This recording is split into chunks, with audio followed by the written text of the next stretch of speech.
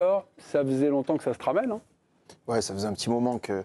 En fait, à partir du moment où Paulo Fonseca, qui est très proche de Textor depuis 2021, ils avaient mangé ensemble une première fois en 2021, après depuis ils avaient gardé le contact, il a essayé de le faire venir une première fois à Lyon, à Crystal Palace, à Botafogo. Et à partir du moment où il a été viré de l'AC Milan, après un crash quand même à l'AC Milan, là, ça commençait à sentir un petit peu le roussi. C'était pas tant l'idée de vouloir virer Pierre Sage, c'était l'idée de ramener Fonseca.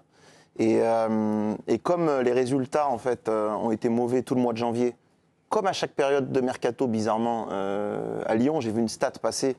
Pierre Sage, il gagne 36% de ses matchs en période de mercato et 70% en période de mercato. Ça veut bien dire qu'il y a des agents un peu déstabilisateurs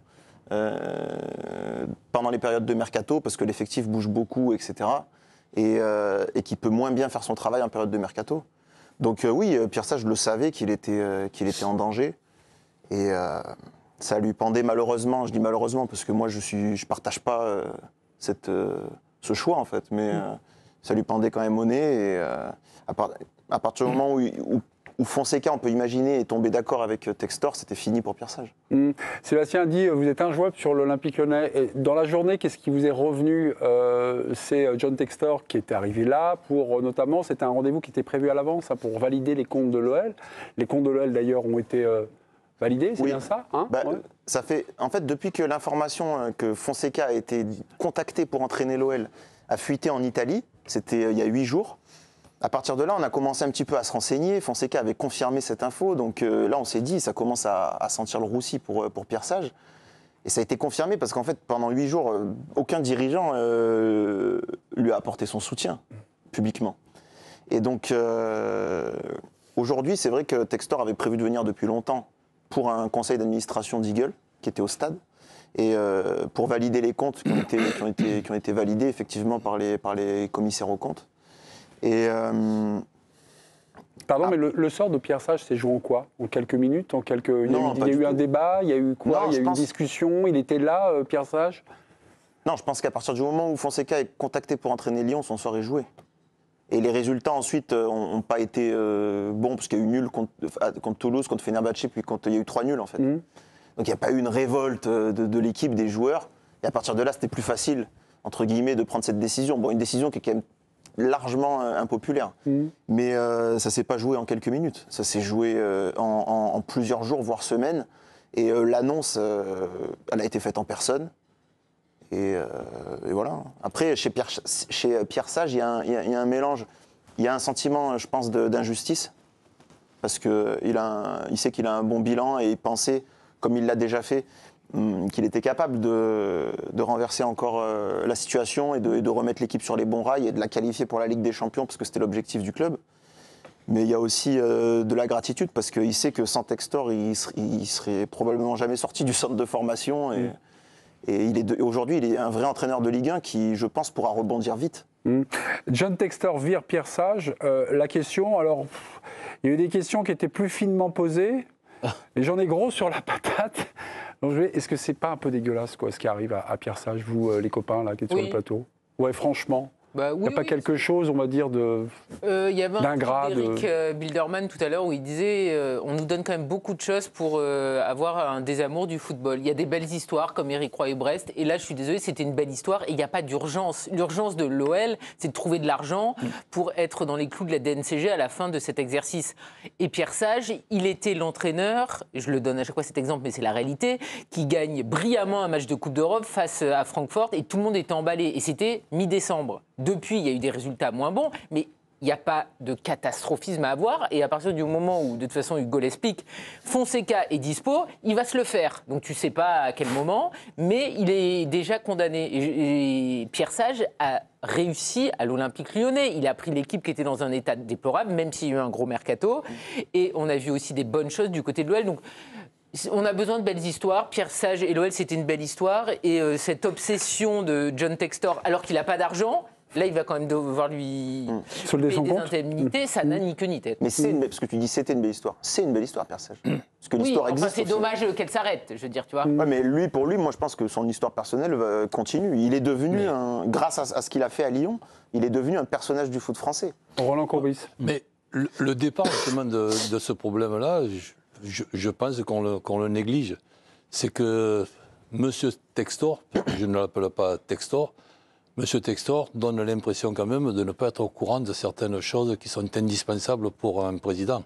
C'est-à-dire l'atmosphère d'un vestiaire. Et quand tu es dans un vestiaire, déjà tu es au courant qu'il y a 450 millions de ton club qui est en déficit, avec justement des joueurs qui peuvent être à tout moment vendus, quelle que soit leur performance. Là, ce n'est pas un entraîneur qu'il faut, c'est un magicien. Et derrière ça, si en plus de ça, on laisse fuiter qu'il y a un dénommé Da Fonseca qui a 3 bosses sur la tête du côté de Milan, qui risque d'arriver, et que justement Pierre Sage serait viré, mais ce n'est pas l'atmosphère qu'il y a dans ce vestiaire. C'est une pourriture difficile à vivre avec. Et aujourd'hui, je me mets à la place d'un supporter de Lyon, et j'espère me tromper. Il y a eu à une période ce qu'on appelle la remontada. Attention que ce ne soit pas la descentada. Parce que là, je vais suivre avec beaucoup de passion, comme le passionné que je suis. Alors c'est vrai que c'est difficile de passer après Jean-Michel Aulas. Mais c'est une situation qui est comme ça. Et ce qui se passe du côté de Lyon m'intéresse toujours parce que c'est un des plus grands clubs français. Qu'en pensent les supporters? Justement, on a contacté un supporter de l'Olympique Lyonnais, il s'appelle Max. Bonsoir Max, vous êtes en direct depuis le début de cette émission. Je vous connecte avec vous. Max, Pierre Sage a été écarté ce soir. Quel est votre sentiment, Max?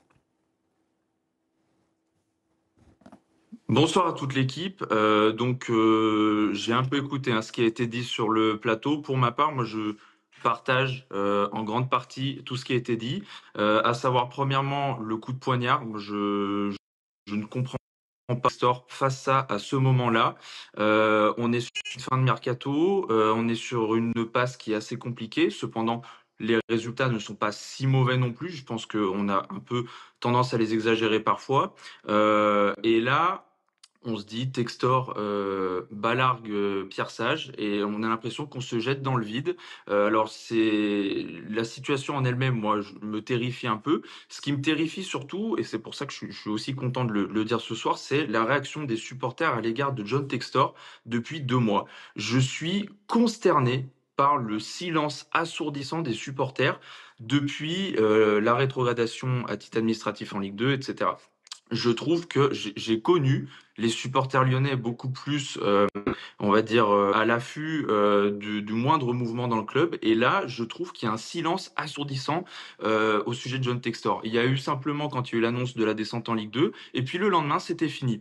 Et là, de nouveau, les supporters se réveillent en disant « Tiens, John Textor, le coup de poignard ». Mais je veux dire, on le sent venir quand même. C'est pas nouveau ce qui se passe. Quand on a l'annonce de Da Fonseca dans les papiers, on se dit il va se passer quelque chose. Et là les supporters non, mais c'est pas vrai, c'est une information qui a été donnée, c'est faux, Pierre Sage va être maintenu.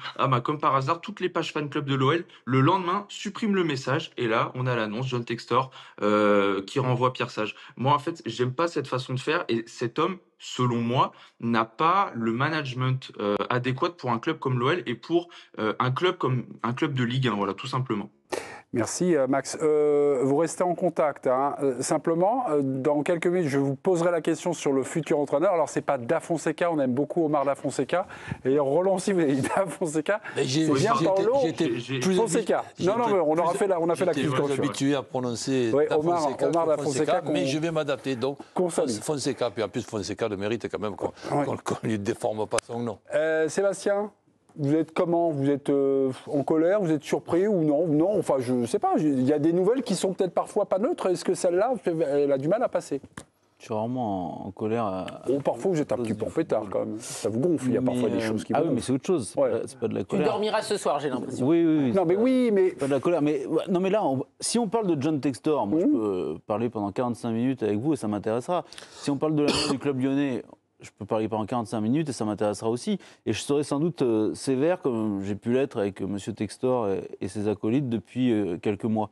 En revanche, la question aujourd'hui, c'est sur Pierre Sage. Ouais. Et donc, vous avez demandé, est-ce que c'est dégueulasse? Ouais. Moi, je vous réponds non. C'est le jeu? Parce que, non, c'est pas que c'est... Alors, c'est un peu le jeu aussi du football, mais surtout, encore une fois, il est devenu entraîneur d'un grand club français par miracle. C'est-à-dire que John Textor a dit un jour j'étais assez fou pour le nommer, je serais assez fou pour le virer. Et c'est vrai qu'il fallait être fou pour le nommer à l'époque. Je le cite là, je veux pas de problème. Oui, oui, oui. Pas aujourd'hui. On a une archive d'ailleurs qui peut attester votre propos. Mais dans la philosophie Textor, ce licenciement s'explique. Il y a une philosophie, Textor. Enfin, dans le fonctionnement Textor, Oui.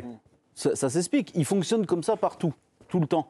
Alors les périodes de mercato sont effectivement Le rocambolesques. coach de Botafogo, il vient de faire doubler championnat Copa Libertadores, il est parti. Alors, il y a eu déjà 8 coachs à Botafogo, donc ça va être le Ça 4e n'arrête pas. coach à l'OL, et il y a 4 coachs à Molenbeek, c'est la Ça n'arrête pas, parce que la Galaxy lui, Textor. John Textor, il se dit quoi?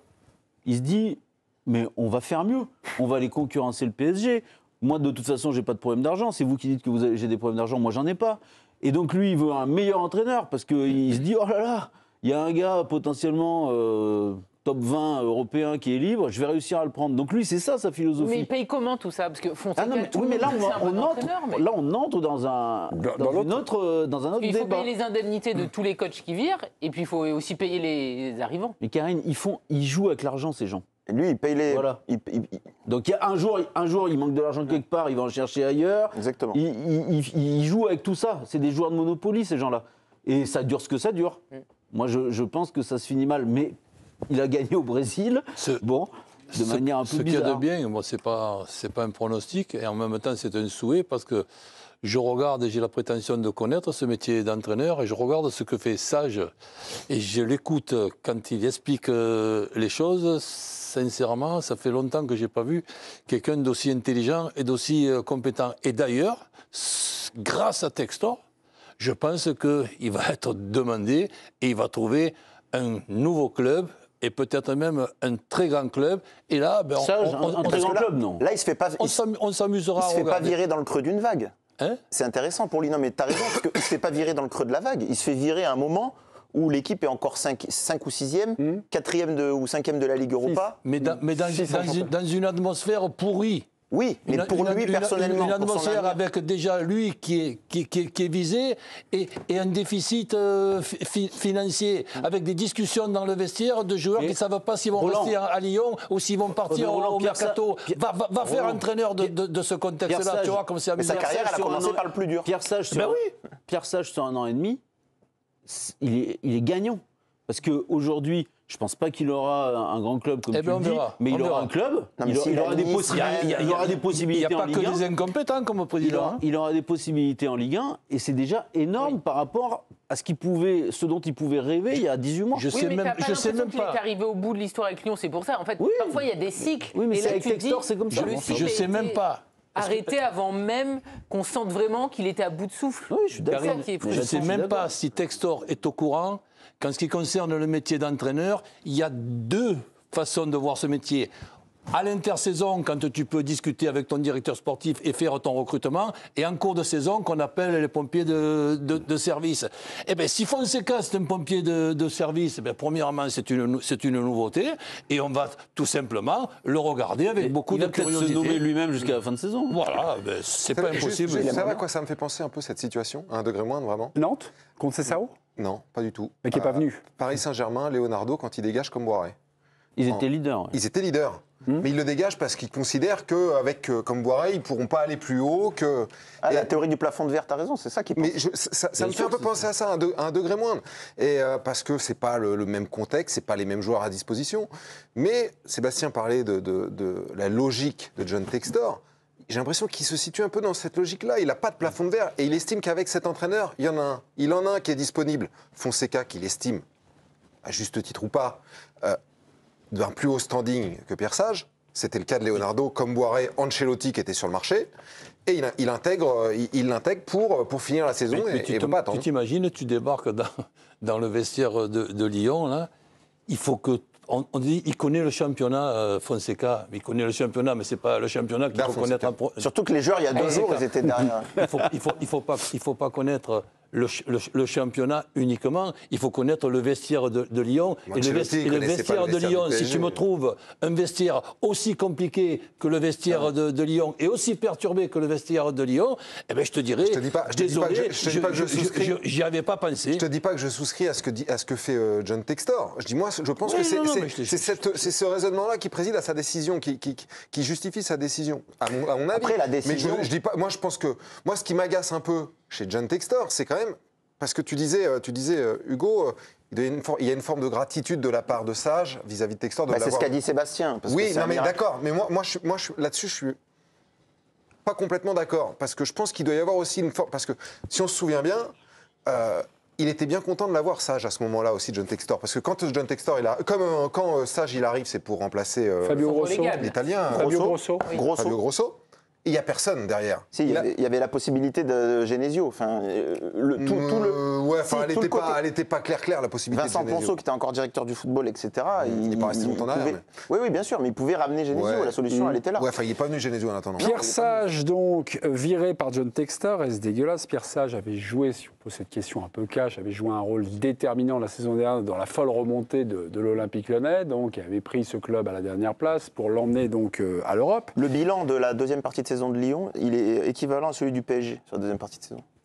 Extrait d'un docu diffusé sur le site L'Équipe. OL au cœur d'une folle saison. Alors on a pris un extrait au moment où John Textor parle de la nomination de Pierre Sage. Regardez, c'est tout au début, on est en novembre 2023.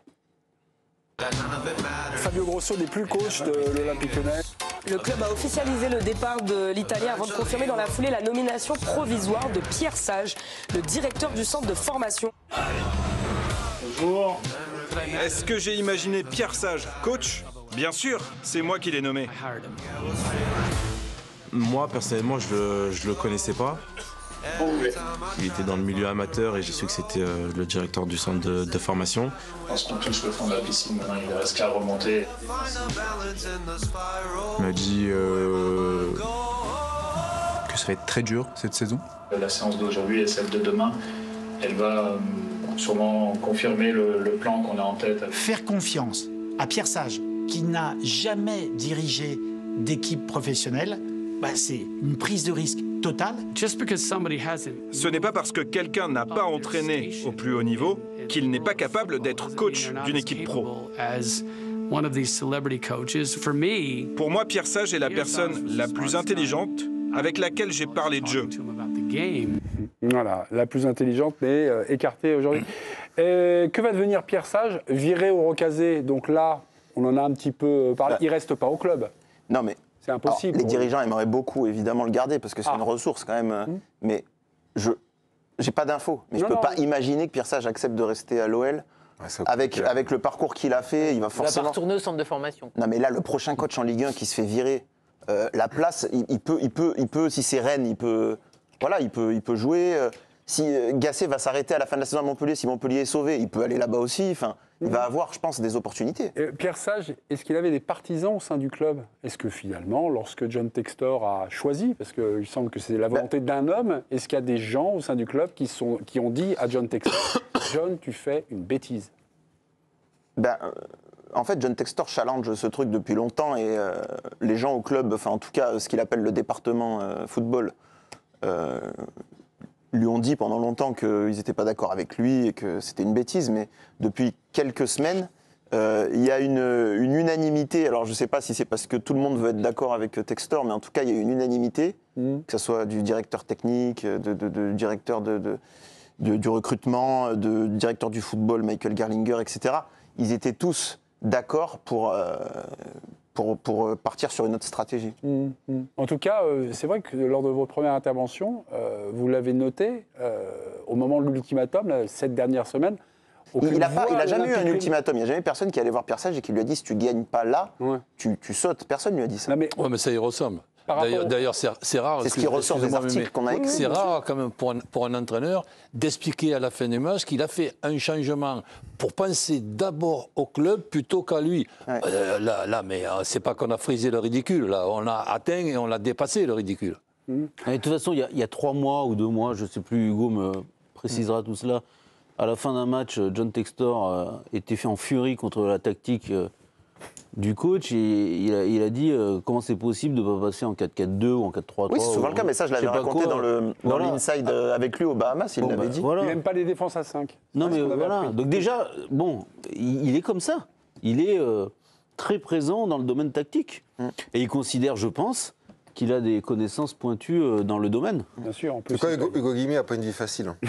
Inside aux Bahamas. Ouais. Léna, on dormait dans une tente. On parle de Pierre Sage, ça réagit comment là, sur l'équipe Connect, sur nos réseaux sociaux C'est quoi la petite synthèse rapide? Eh bien, sur les réseaux, une tendance se dégage. Les supporters de Rennes veulent Pierre Sage à la place de Sampaoli. Pour rappel, Rennes est 16e de Ligue 1, donc barragiste.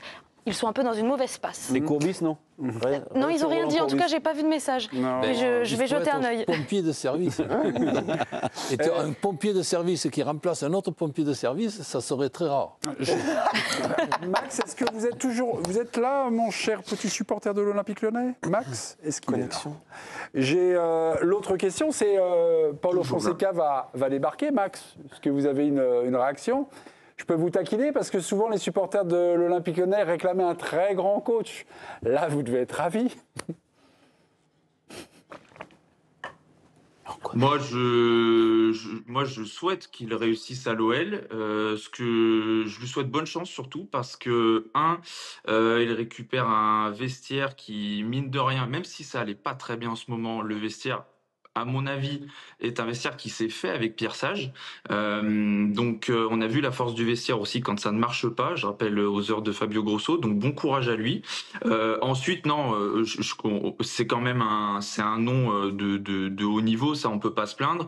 Et j'ai envie de dire, vu le geste symbolique que fait John Textor en limogeant Pierre Sage à ce moment-là, il y avait intérêt à ce qu'on ait un entraîneur qui soit un nom qui claque plus que quelqu'un sorti de nulle part.